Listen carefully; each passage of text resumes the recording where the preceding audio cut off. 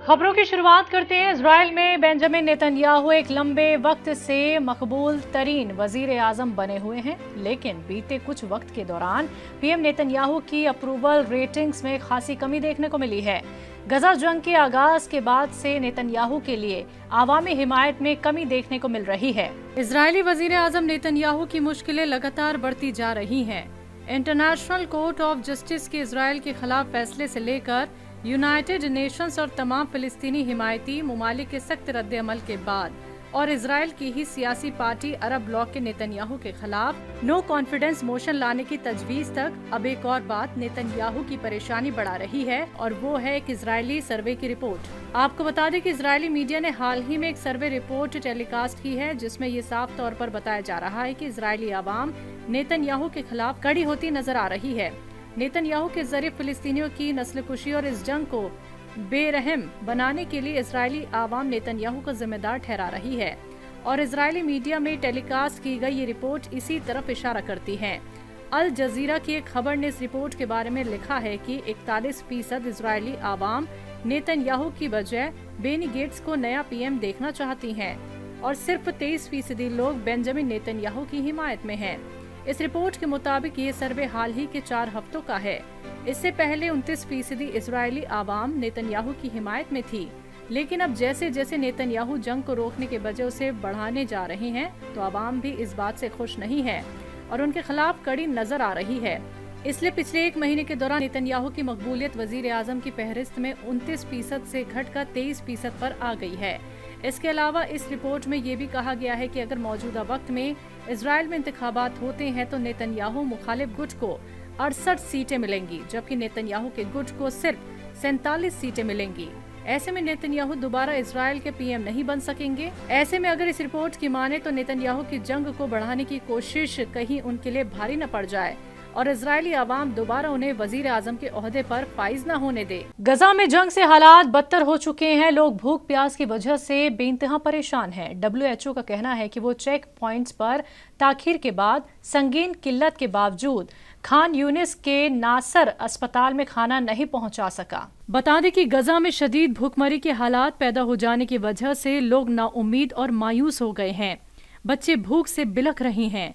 शुमाली गजा में एक नादिर खुराक की डिलीवरी के बाद मर्सी कॉर्प्स के एक इमदादी कारकुन ने बताया कि उसने 2 फिलिस्तीनी अफराद को खाने पर उमड़ी भीड़ के दरमियान दम घुटने से मरते हुए देखा। अक़वाम मुत्तहिदा के इंसानी हमदर्दी के उमूर के अंडर सेक्रेटरी जनरल मार्टिन ग्रिफ्ट्स ने खबरदार किया है कि अक़वाम मुत्तहिदा की फ़लस्तीनी रिफ्यूजी एजेंसी की माली इमदाद के नतीजे में गजा में इमदादी निज़ाम तबाह हो जाएगा।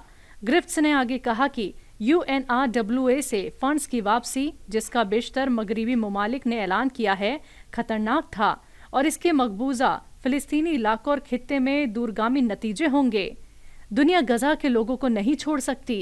गिफ्ट्स ने गुज़िश्ता रोज दीगर इंसानी तंजीमों के रहनुमाओं के साथ एक मुश्तरका बयान में कहा। इसके अलावा गजा से एक और बुरी खबर है। जुनूबी गजा के इलाके राफा में उन दर्जनों फिलिस्तीनियों की इज्तिमाई दफीन की गई जिनकी बाकियात इजरायली फौज ने मुहासिरे में लिए गए एनक्लेव में वापस कर दी थी। इन मरहूमों में से एक के अहले खाना डॉक्टर उमर अबू ताहा ने न्यूज़ चैनल अल जजीरा से बात करते हुए बताया कि हम नहीं जानते कि उनके मरहूम अहले खाना कहाँ जख्मी हुए। अगरचे लापता अफराद के अहले खाना तदफीन के मकाम पर पहुंचे, लेकिन उनकी लाशों की शिनाख्त न होने की वजह से उनकी मुनासिब तदफीन मुमकिन न हो सकी। आपको बता दें कि 7 अक्टूबर से गजा पर इजरायली हमलों में कम से कम 26,751 अफराद हलाक और 65,636 जख्मी हो चुके हैं। 7 अक्टूबर को हमास के हमलों से इजराइल में मरने वालों की तादाद 1,139 हो चुकी है। ज्ञानवापी मस्जिद केस में यूपी के वाराणसी जिला अदालत ने बुधवार को ज्ञानवापी मस्जिद के व्यास तहखाने में हिंदुओं को पूजा पाठ करने का अधिकार देने का हुक्म दे दिया है। कोर्ट ने जिला प्रशासन को बैरिगेटिंग में 7 दिन के अंदर व्यवस्था कराने का आदेश दिया है। ये तहखाना मस्जिद के नीचे है। बता दें, हिंदू पार्टी की ओर से व्यास तहखाने में रोज पूजा की मांग की गई थी। कोर्ट का फैसला आते ही हिंदू पार्टी ने कहा कि काशिया बम बम बोल रहा है। वहीं हिंदू पार्टी के वकील विष्णु शंकर जैन ने कहा कि ये हमारी सबसे बड़ी जीत है। तो मुस्लिम पक्ष के दावे को कोर्ट ने नकार दिया है। वर्ष 1952 तक व्यास तहखाने में पूजा होती थी। 6 दिसंबर 1992 को हुए बाबरी मस्जिद विध्वंस के बाद व्यास तहखाने में पूजा को बंद करने का आदेश दे दिया गया था। 7 दिन के अंदर जिला प्रशासन को दिया है। अब जैसे जिला प्रशासन वहाँ पे अरेंजमेंट करेगा, वहाँ तुरंत पूजा पाठ शुरू हो जाएगा। भगवान की कैसे पूजा पाठ हो, इसके लिए कोई आदेश की जरूरत नहीं होती है। वहाँ पे वही मैं बता रहा हूँ, उसकी निटी-गिटीज में वो काशी विश्वनाथ ट्रस्ट डिसाइड करेगा। हमारा जो लीगल काम था, वो लीगल काम हमने पूरा किया है। अब काशी विश्वनाथ ट्रस्ट के ऊपर है कि उसकी पूजा पाठ स्टार्ट हो। दिल्ली के मेहरौली इलाके से एक बड़ी खबर सामने आ रही है। गुज़िश्ता रोज की सुबह मेहरौली में एक 600 साल पुरानी मस्जिद को मिसमार कर दिया गया। साथ ही मदरसे पर भी बुलडोजर की कार्रवाई की गई। इस कार्रवाई को डीडीए और फॉरेस्ट डिपार्टमेंट ने मुश्तरका तौर पर अंजाम दिया है। मस्जिद को शहीद किए जाने के बाद मस्जिद के इमाम जाकिर हुसैन ने कहा कि मस्जिद अखोंजी, जिसमें मदरसा बहरुल उलूम और काबिल एहतराम शख्सियात की कब्रें थी, इसे इंतजामिया ने पूरी तरह से मिसमार कर दिया। उन्होंने ये भी इल्जाम लगाया कि इस कार्रवाई को आवाम की नजरों से छिपाने के लिए मलबे को एहतियात से हटाया गया था। इस मामले में मस्जिद के हुकाम ने कहा कि बुलडोजिंग के बावजूद मस्जिद इंतजामिया को पहले से किसी भी किस्म का नोटिस नहीं दिया गया। वहीं मस्जिद के इमाम ने इल्जाम आयद किया है कि अहलकारों ने मस्जिद पहुंचने से पहले जबरदस्ती उनका फोन और दूसरों का फोन छीन लिया। उन्होंने मजीद बताया कि अहलकारों ने उन्हें मस्जिद के अंदर से कुरान पाक और दीगर मुकद्दस किताबें भी ले जाने नहीं दिए गए। राजस्थान के सरकारी स्कूलों में तालिबात के हिजाब पहनने पर तनाज़ा होने के एक दिन बाद स्कूल वजीर तालीम मदन दिलावर ने आगाह किया है कि जहां भी ड्रेस कोड की पाबंदी नहीं की जा रही है, वहां सख्त कार्रवाई की जाएगी। वजीर मुमलिकत बराए दाखिला जवाहर सिंह बेगम ने कहा कि तलबा को ऊंट पटांग पहनावे में स्कूल नहीं आना चाहिए।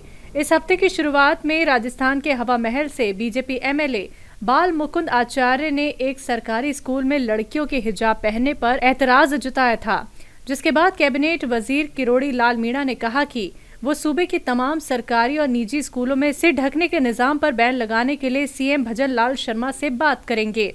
दिलावर ने गुज़िश्ता रोज कहा था कि स्कूलों और दीगर सरकारी इदारों में ड्रेस कोड के ताल्लुक से सरकारी हुक्मों को मानना होगा और तलबा को ड्रेस कोड फॉलो करना होगा। वहीं स्कूलों में मुबैना तौर पर तलबा के नमाज अदा करने पर दिलावर ने कहा कि वो स्कूलों में मजहबी तब्दीली नहीं होने देंगे और मजहबी तब्दीली के खिलाफ सख्त कार्रवाई करेंगे।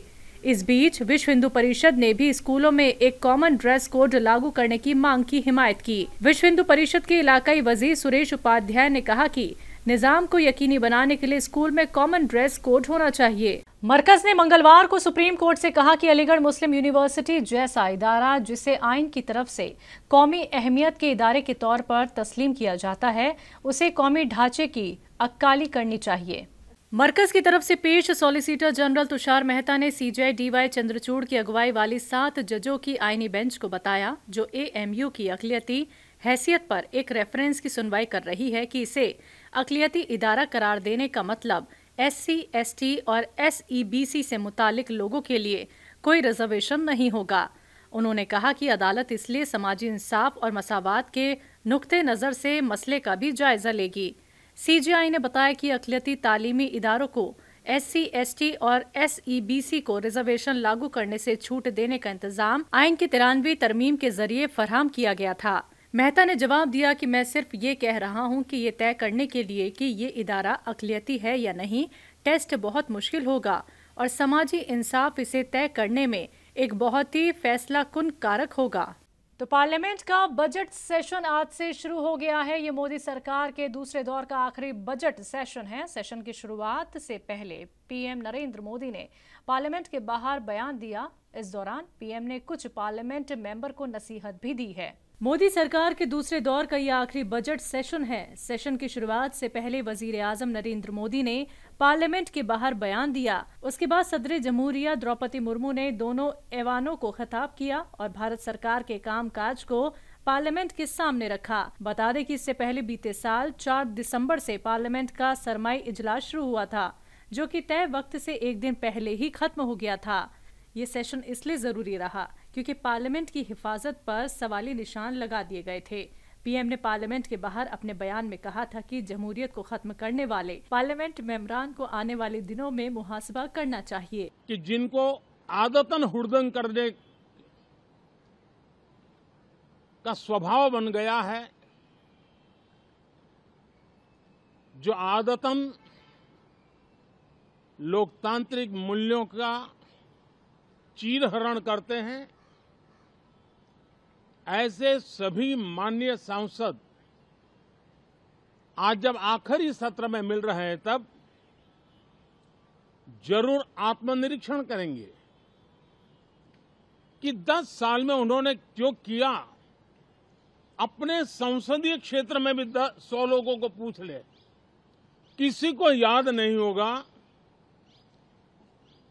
किसी को नाम भी पता नहीं होगा जिन्होंने इतना हुड़दंग हो हल्ला किया होगा। पीएम मोदी की क़यादत वाली हुकूमत 1 फरवरी को अबूरी बजट पेश करेगी, लेकिन बजट पेश होने से पहले ही हुकूमत ने एक तोहफा दिया है जो आम आदमी के लिए फायदेमंद साबित हो सकता है। इसके तहत मोबाइल फोन इंडस्ट्री के लिए एक बड़ा ऐलान किया गया है। दरअसल सरकार ने मोबाइल पार्ट्स की इंपोर्ट ड्यूटी को घटा दिया है। इस फैसले से मोबाइल फोन की कीमतों में कमी आ सकती है, यानी ये सस्ते हो सकते हैं।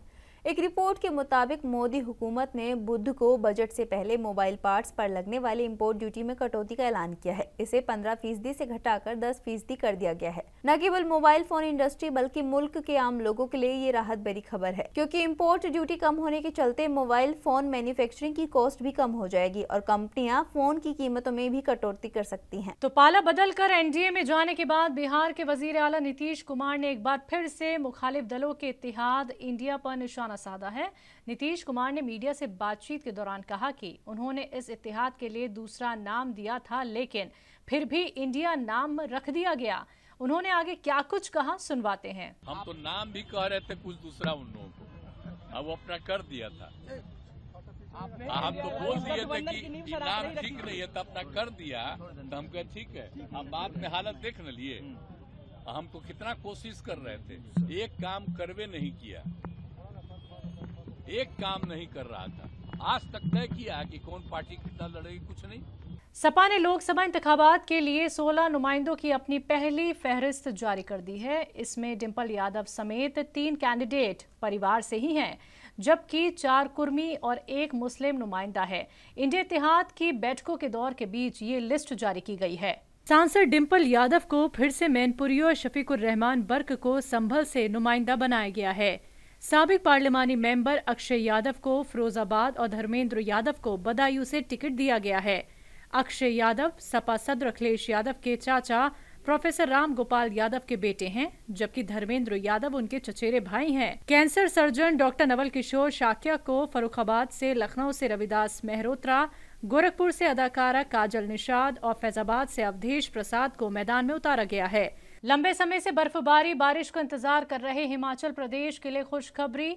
मनाली, कुल्लू, लाहौल स्पीति, डलहौजी, पांगी, भरमौर सहित ऊंचाई वाले इलाकों में बर्फबारी हुई है, जहां टूरिस्ट ने जमकर लुत्फ उठाया। ये वीडियो है शिमला के कुफरी और मनाली का, जहां ताजा बर्फबारी का आनंद टूरिस्ट ले रहे हैं। हिमाचल प्रदेश में लंबे इंतजार के बाद बर्फबारी और जमीनी इलाकों में बारिश हुई।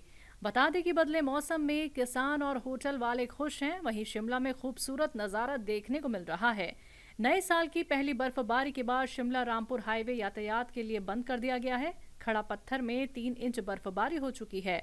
दिल्ली, एनसीआर, उत्तर प्रदेश और बिहार समेत उत्तर भारत को अभी कड़ाके की ठंड से राहत नहीं मिलने वाली है। माना जा रहा है कि अभी सर्दी का सितम जारी रहेगा और आज से बर्फबारी और बारिश भी जगह जगह देखने को मिल रही है। तो दिल्ली में आज सुबह ही बेहद घना कोहरा देखने को मिला। विजिबिलिटी इतनी कम थी कि सड़कों पर कुछ भी नहीं दिखाई दिया।